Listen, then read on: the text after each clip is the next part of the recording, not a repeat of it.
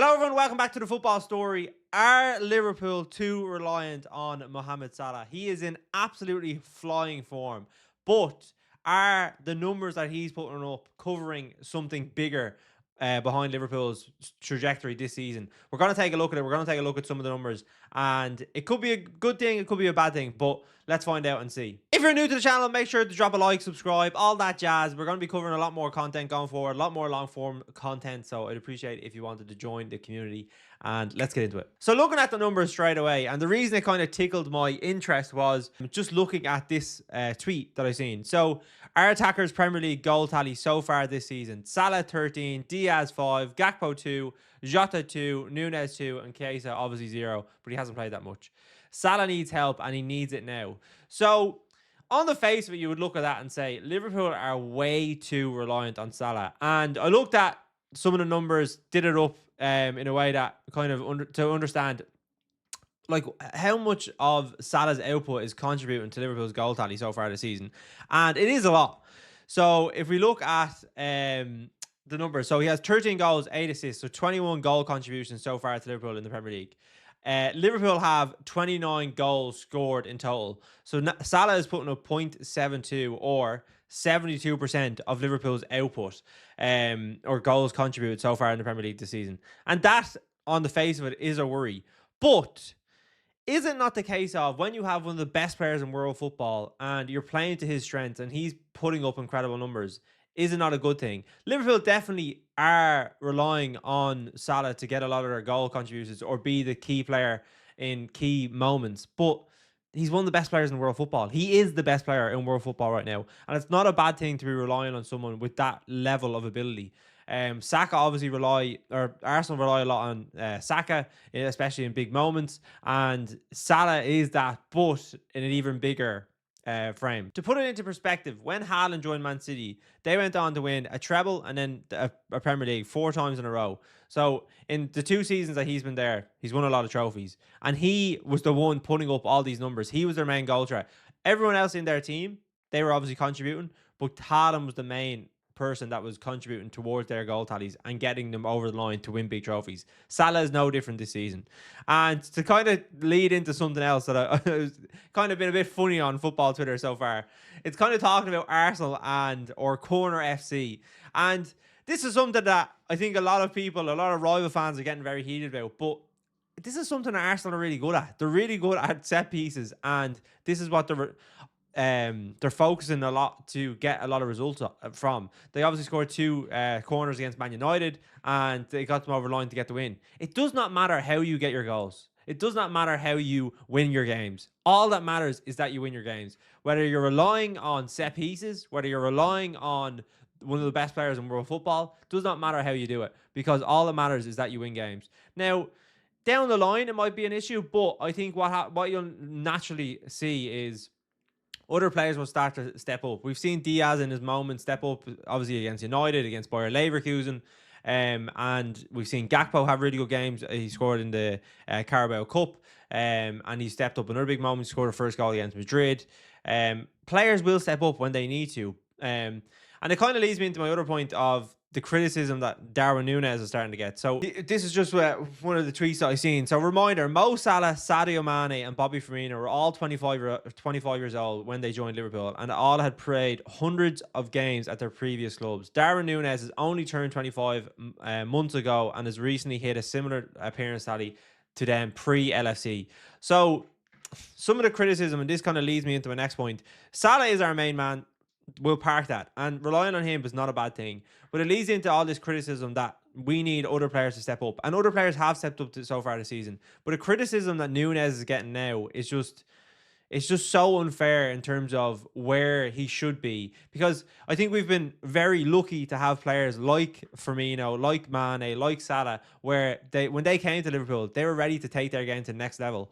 Nunez was coming from a Benfica side where he only had 2 fully fleshed seasons, and the season before he came to Liverpool was when he's kind of his breakout season. So expecting him to come in and be the finished article straight away, like Salah, Mane, and Firmino, who weren't actually at that level when they first came to the club. A lot of people, they remember what they left like, but Mane in his first season, he had a good season.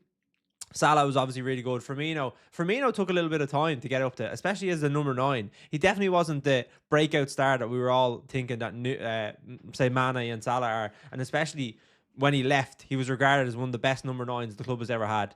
So I think Nunez sometimes gets harshly treated. I know he misses chances, and I think we do want to see a little bit more from him, maybe in the bigger moments. I think he was just scapegoated against Newcastle, and I don't think that was fair. I think give him more time. He definitely has the work ethic to want to be a really good footballer for Liverpool, and I think if we give him more time, give him more opportunities, then I think he eventually will turn into that, or be instant around, be a really good squad player. So the positives, we talk about the positives. We're gonna do some pre-match for Everton as well. I'm gonna look at the team, but some positives to take from Liverpool going forward, because it was really negative considering the first point. We're still 7 points clear at the top of the Premier League. And after 14 games, that is a big, big gap. There's a lot to talk about in terms of how well Liverpool have done.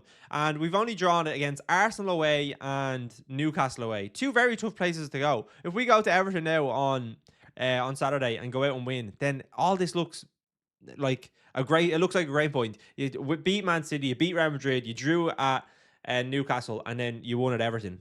It's very, very good 2 weeks for Liverpool. So be positive. It's 7 points clear still.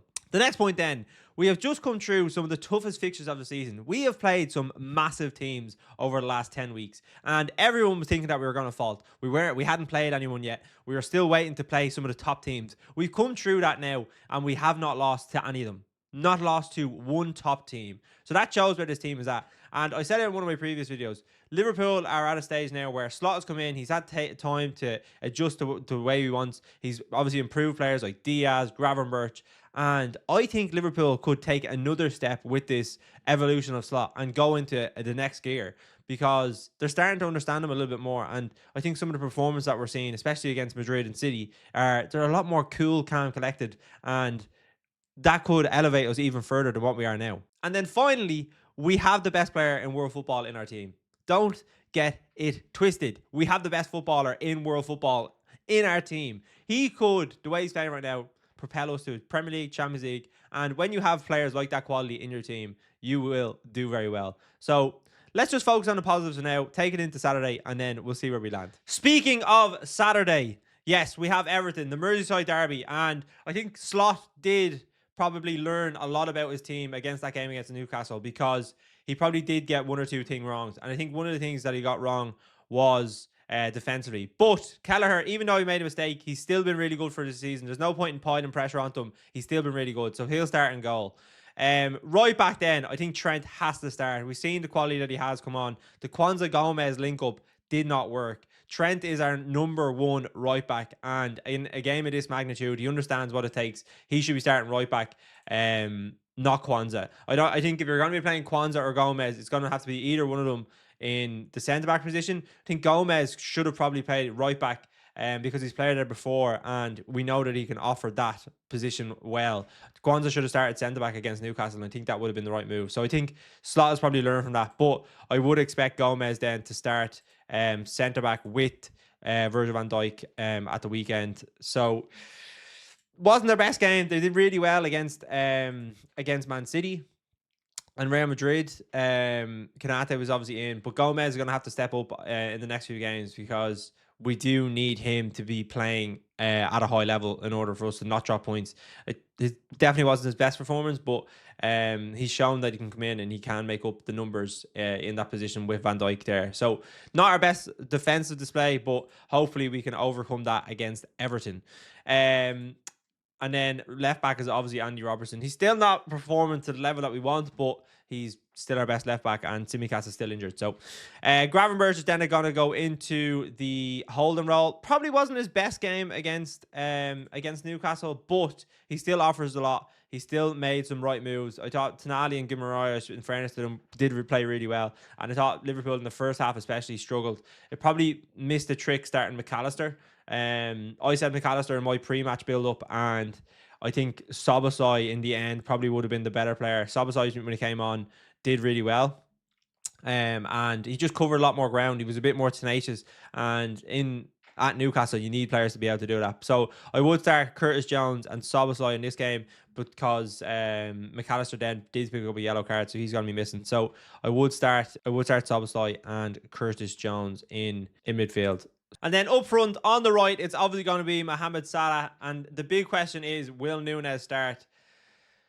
We'll go to the left wing first. Cody Gakpo is going to start left wing. And then I think it is between Nunez and Diaz. And listen, Nunez, I still have faith in him. I still think he'll come good. But I think in a game of how Everton are going to be sitting back trying to defend, we're going to need someone of a player of Luis Diaz's caliber to be able to break them down. Someone who's a bit more smarter, has a bit more better movement.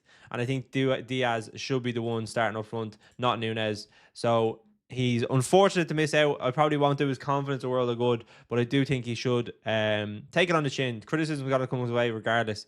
But that's just a part and parcel of being a pro footballer, I suppose. For my score prediction, I'm going to go with Everton 0, Liverpool 2. I do think we will keep a clean sheet. Everton, I know they scored 4, but their XG was terrible against Wolves. Wolves actually had a higher XG than them, which shows you everything you need to know. But I think Liverpool will get this over the line. We'll go back to winning ways. We'll go or keep our 7 points gap if Arsenal win and Chelsea win. And we can just keep plugging away. Keep plugging away at the wins. And we will be good come Christmas. If we're 7 to 9 points clear come Christmas, then I think we're in a very good position to go on and win the league in the second half of the season. But let me know your thoughts in the comments below. What score do you think the game will be? Do you think Liverpool will get back to win ways? And I shall see you through the next one.